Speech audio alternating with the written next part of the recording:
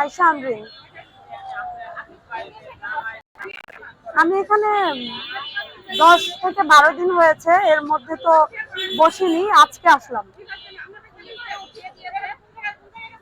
আমি ছিলাম না, ওই সময়টা আমি ছিলাম না, পুলিশের সময় আমি ছিলাম না।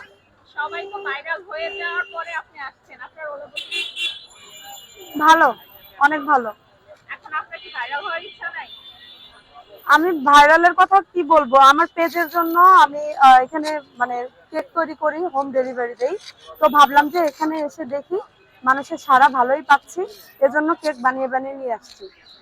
আপনার সিগনেচার আইটেম কোনটা? আমার এটা মালাই কেক। মালাই কেকটা? জি। প্রাইস কত করে রাখছেন? এটা পার পিস 100। পার পিস 100 টাকা? 100 করে। আচ্ছা, আপনি প্রতিদিন শাড়ি পরে আসেন? জি। কষ্ট হয় না এত কিছু বানিয়ে শাড়ি পরতে? না, খুবই ইজিলি পরে চলে আসি। আপনি কি হাউস ওয়াইফ না স্টুডেন্ট? আমি স্টুডেন্ট